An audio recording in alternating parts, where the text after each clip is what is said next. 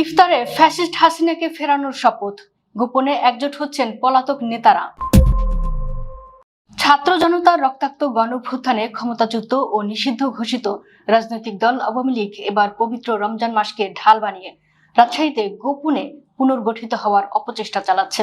সম্প্রতি নগরীর একটি রেস্তোরাঁয় ইফতার মাহফিলের আড়ালে আত্মগোপনে থাকা দলটির বেশ কয়েকজন নেতাকর্মী একজোট হয়ে ক্ষমতাচ্যুত স্বৈরাচারী শেখ হাসিনাকে দেশে ফেরানো এবং কারাবন্দী নেতাদের মুক্তির দাবিতে শপথ পাঠ করেছেন। এই উদ্ধতপূর্ণ শপথের একটি ভিডিও সামাজিক যোগাযোগ মাধ্যমে ছড়িয়ে পড়লে রাজনৈতিক অঙ্গনে ও সাধারণ মানুষের মাঝে তীব্র ক্ষোভ ও চাঞ্চল্যের সৃষ্টি হয়েছে। গত মঙ্গলবার অনুষ্ঠিত ওই গোপন ইফতার মাহফিলে রাজশাহী মহানগর ও জেলা আওয়ামী লীগের বেশ কিছু পরিচিত মুখ অংশ নেন। ভাইরাল হওয়া ভিডিওতে দেখা যায় উপস্থিত নেতা কর্মীরা সারিবদ্ধভাবে দাঁড়িয়ে সমস্বরে শপথ নিচ্ছেন।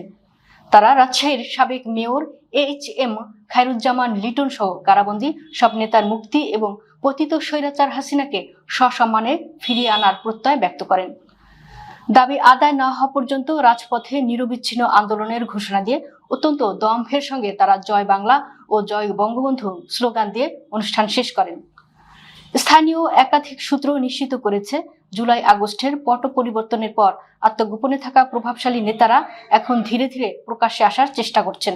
বিশেষ করে ছাত্র জনতার উপর সশস্ত্র হামলার মামলায় সম্প্রতি জামিনে মুক্ত হওয়া মহানগর আওয়ামী লীগের কোষাধ্যক্ষ শামসুজ্জামান আউয়াল এই পুনর্গঠন প্রক্রিয়ার মূল নেতৃত্ব দিচ্ছেন। তার সঙ্গে গোপনে মাঠ গোছানোর কাজ করছেন রুহুল আমিন প্রামাণিক, কবি আরিফুল হক কুমার, মোস্তাক হোসেন, হাবিবুল্লাহ ডলার, আজিজুল আলম বেন্টু, জিয়া হাসান আজাদ হিমেল, দিলীপ ঘোষ, কামরুল্লাহ সরকার কামাল সহ আরো অনেক পলাতক নেতা।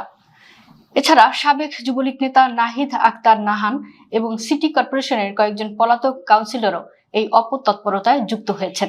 দায়িত্বশীল একটি সূত্র জানিয়েছে, নগরীর বিভিন্ন গোপন আস্তানায় ছোট পরিসরে নিয়মিত বৈঠক করছেন এসব নেতা। তাদের মূল লক্ষ্য হলো পুরনো নেতা কর্মীদের সংঘবদ্ধ করে সুযোগ বুঝে আচমকা বড় কর্মসূচি দিয়ে রাজপথ দখলের নীল নকশা বাস্তবায়ন করা।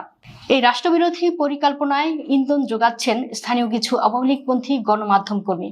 এছাড়া প্রশাসনের কিছু কর্মকর্তার সঙ্গেও তারা গোপনে যোগাযোগ করে পুনর্বাসনের চেষ্টা করছেন বলে গুরুতর অভিযোগ উঠেছে।